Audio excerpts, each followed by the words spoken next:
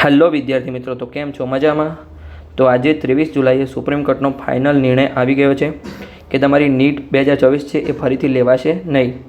તો હવે તમારે કોર્ટમાં જે શું થયું એની આપણે આગળ વાત કરીશું અને છેલ્લે તમારે હવે શું નિર્ણય લેવો એની આપણે વાત કરીશું.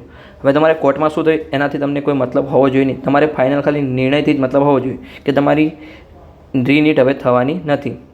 મેં દરેક વિડીયોમાં છેલ્લે હું કહેતો હતો કે રીનીટ થવાના ચાન્સ ઓછા છે. જ્યારે જીમેર્સની ફી વધી ત્યારે પણ મેં કીધું હતું કે જીમેર્સની ફી ઘટાડીને વચ્ચે લાવી શકે છે. આપણે ચેનલ પર જે વિશ્વાસની માહિતી આપીએ છીએ, તમને કોઈ ખોટી અફવા ફેલાવતા નથી. તો તમે આ ચેનલને સબસ્ક્રાઈબ કરી શકો છો અને તમારા મિત્રો સાથે વિડીયોને શેર પણ કરી શકો છો. તો સુપ્રીમ કોર્ટનો ફાઇનલ નિર્ણય આવી ગયો છે કે તમારી રીનીટ થશે નહીં. એનું કારણ શું છે?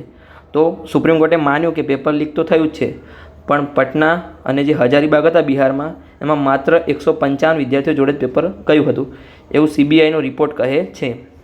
અને જે IIT મદ્રાસ છે એને ડેટા એનાલિસિસ કર્યો, એમાં એવું કહેવામાં આવ્યું છે કે પેપર મોટા પાયે લીક થયું નથી. એટલે કે પેપર કોઈ માસ લેવલે પેપર લીક થયું નથી મોટા પાયે, અને કોઈ એમાં સિસ્ટમનો કોઈ ફેલિયર નથી. એટલે કે જો મોટા પાયે પેપર લીક થાય તો સિસ્ટમનો ફેલિયર કહેવાય. હવે એક બે જગ્યાએ 2-3 લોકોના લીધે પેપર લીક થઈ શકે છે.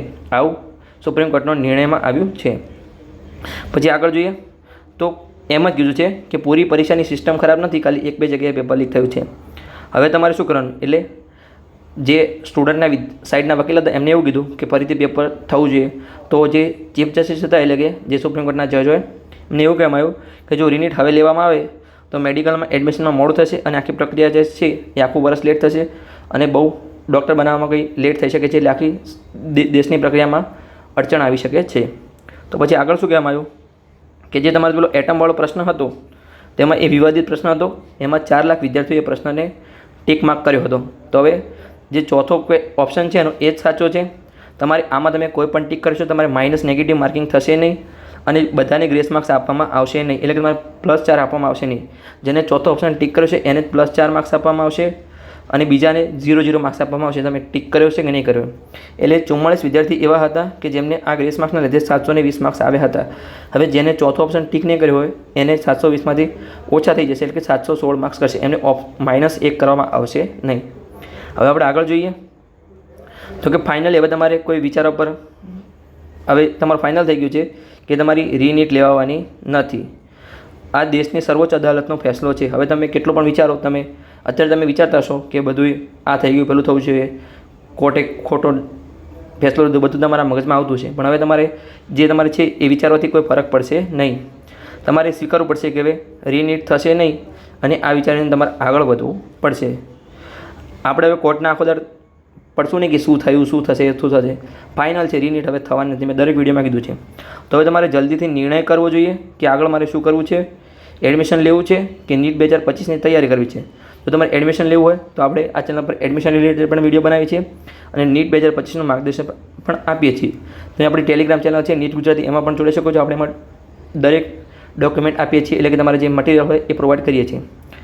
તો બસ તમારે આ નિર્ણયને સ્વીકારવાનો છે કે હવે રીનીટ થશે નહીં. હવે કોઈ પણ તમે યુટ્યુબના વિડીયો જોયા વગર તમે તૈયારી કરવા બેસો એટલે તમે આજ બ્રેક લઈ શકો છો, આજનો દિવસ. કેમ કે હવે તમારા મગજમાં હજુ એ પડતું જશે કે આવું થઈ જાત, આ થાત, પેલું થાત, સિસ્ટમનો ફેલિયર છે, બધું તમને વિચાર આવશે. એટલે આજ તમે બ્રેક લો, કાલે પણ તમે બ્રેક લઈ શકો છો. 1-2 દિવસ સંપૂર્ણ બ્રેક લો અને પછી જે પરમ દિવસે તમે સંપૂર્ણ તૈયારી સ્ટાર્ટ કરી શકો છો. જેને ડ્રોપ લેવો, નીટ 2025ની તૈયારી કરવી એ.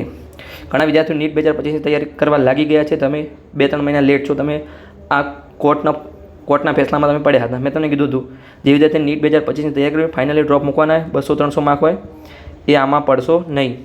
જેને 500 અથવા 600+ માર્ક્સ હોય એ વિદ્યાર્થી આ કોર્ટના ફેસલાની રાહ જોઈ શકે છે. હું દરેક વિડીયોમાં કહેતો હતો અને મેં સ્પેશિયલ પણ વિડીયો બનાવ્યો હતો આના પર કે તમારે રીનીટની તૈયારી કરવી કે નીટ 2025ની તૈયારી કરવી. તો મેં કીધું હતું કે તમારે નીટ 2025ની તૈયારી કરવી જોઈએ. આવું મેં તમને શીખવાડ્યું હતું. તો ચલો હવે આપણે મળીએ આગળના વિડીયોમાં કોઈ નવો ટોપિક સાથે. તો હવે તમારો ફાઇનલ નિર્ણય આવી ગયો છે.